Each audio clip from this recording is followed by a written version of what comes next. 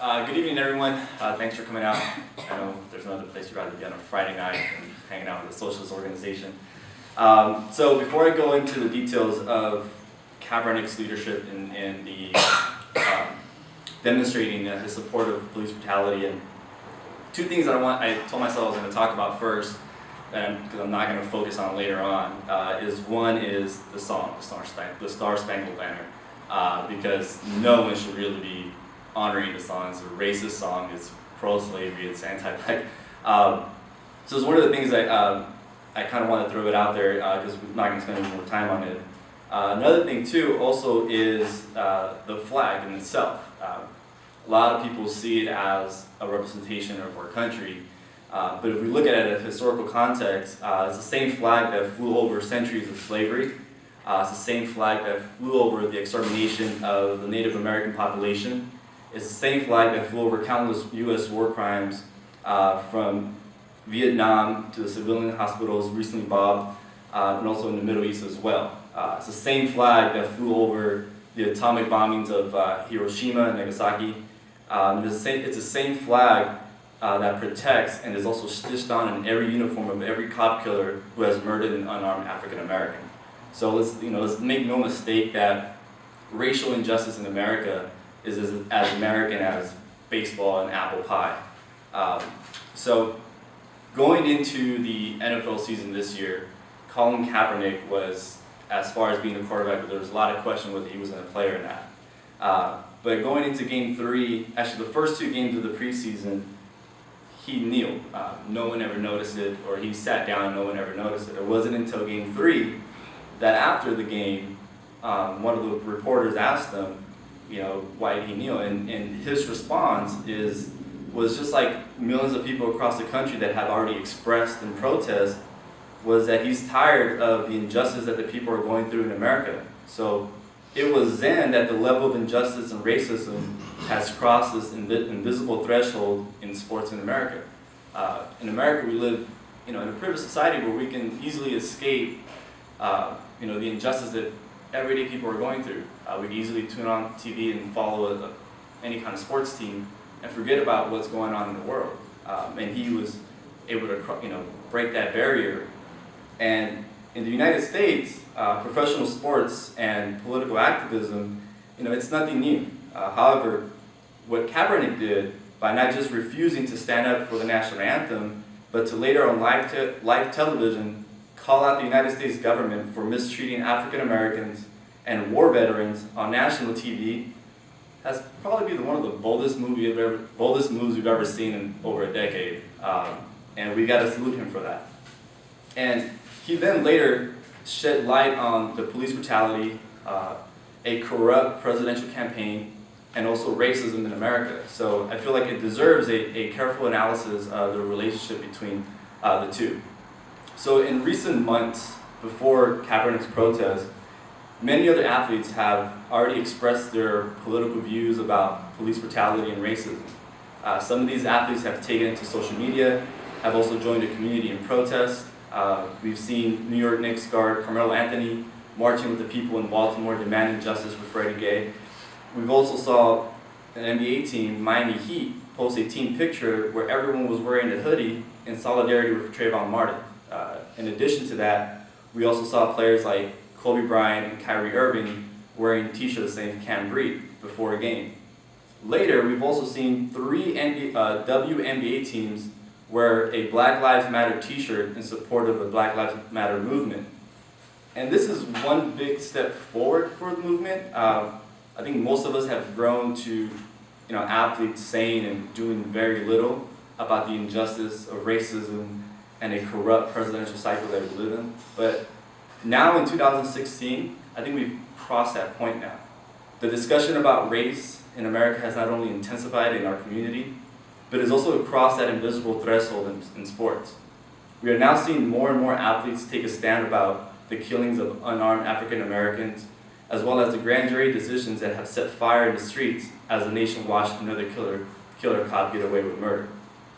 And Kaepernick right now is joining Muhammad Ali's refusal to fight in Vietnam as well as the Black Power salute that was hoisted in the air in the 1968 Olympics by Tommy Smith and John Carlos.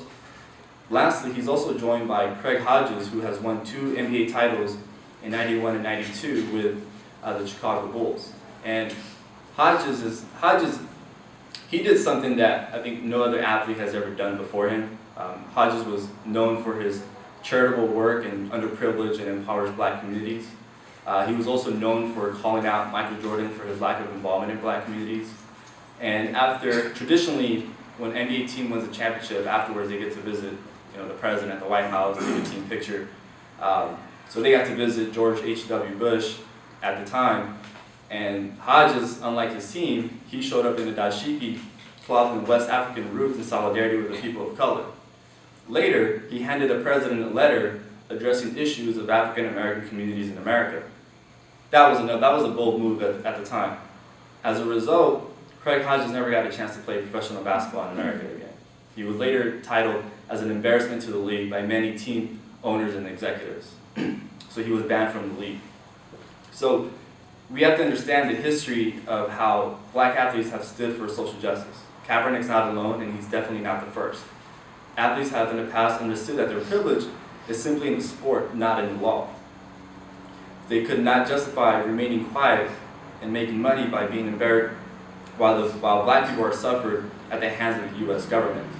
That's why today we have to salute the actions of professional athletes for their stance and fight for social justice and hope they continue it.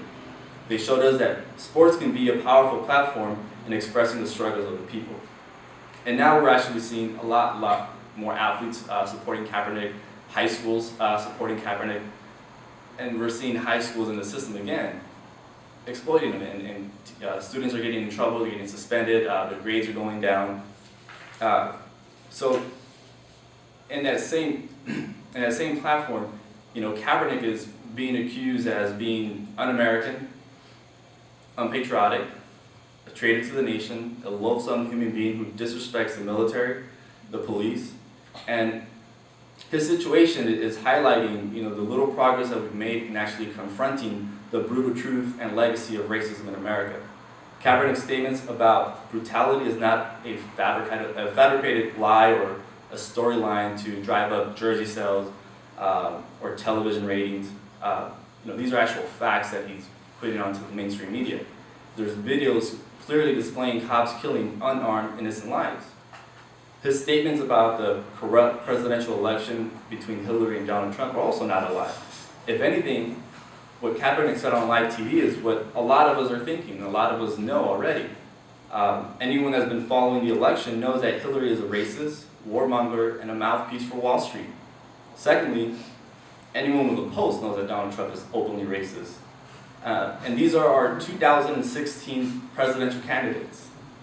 And as a result, that's why the media is, pushing this anti-Kaepernick campaign, but actually not focusing on the message. It's actually displaying him as a role model to kids across the country that if you see and experience injustice, you fight back. That if you learn that your government's sending you to fight wars overseas, to destroy a country that possesses no threat to your freedom, you fight back. That if you see a cop get away with murder for the killing of innocent people, you fight back. And most of all, his situation shows the hypocrisy of a sport that has given second chances to players such as Greg Hardy, Ray McDonald, who were accused of domestic violence, and Ben Roethlisberger, who's been accused twice of sexual assault. And yet those same players are mad that Kaepernick is protesting. So the sport in itself is hypocrisy. And the social and economic factors that have been created by capitalism, it gives birth to disparities of health and quality of life in America. The police target those they perceive as stereotypical Black or Latino, when being neither, by definition, is a crime. While colored people being perceived as criminals for just existing, our social conditions such as rampant poverty, violence, mass incarceration, and the lives they are ruining every day through police brutality are not considered crimes. The police and the state walk away free, and they still have a job. And that's Kaepernick's message, that a government that promotes justice, liberty for all, are doing the opposite to Black people in America. A government that promotes humanitarian wars, like in Libya, let veterans come home to very limited benefits while Wall Street makes millions. And from our very first day in school, our capitalist education system and the media feeds us this narrative of homeless being as lazy, unmotivated, drug-abusing people who have done nothing to contribute to society and somehow deserve what they have. We all know that's a lie. Kaepernick, along with many athletes, are supporting his protests, are exposing the U.S. government on how badly they are treating our veterans. Veterans who have fought for this freedom, but come home to a life turned upside down. The government has no plan to end homeless veterans or homelessness. They simply just react because they have their own agenda. They let law enforcement harass them, jail them, but they won't house them or take care of them. And there's no solution under capitalism to end this. Capitalism simply profits from the oppression of homeless veterans, mass incarceration, and relegate them to systematic poverty. And providing shelter for homeless people and veterans as well. We all know that it's not a utopian dream. It can be done. There's more vacant properties than there's homeless people. So then I draw the question as to, how did we get here, right? How did we get to this point where we have all these athletes speaking out of the injustice and racism in America, right? Like, did no one call up Kaepernick and said, hey, I need you to sit down to the National Anthem to promote this movement, It wasn't him. I mean, it wasn't just a simple phone call. It was the people, right? It was the people in the 50s and the 60s, even to now, that constantly took over the streets. It was the movement that got the attention of the people. It was us, it was you, it was everyone who, when George Zimmerman got away with murder, it was the people who took over the streets and got the attention of athletes and people recording it, put it on Facebook, put it on social media. I mean, you couldn't get away with it because that's how powerful the people are. And so then, how many more Fergusons or Oscar Grants are we going to go through, or Trayvon Martins are we going to experience in our own neighborhood, right? Kaepernick, along with millions of Americans, are tired of the injustice. And he's doing what, for decades, what a lot of us have done for decades. And that's protest, and is get organized and get together. So that's why now I think it's important that we continue to organize, we continue to protest, so we can not only just as workers get together and take over the streets, but have athletes, have everyone with us to get rid of the system. Thank you.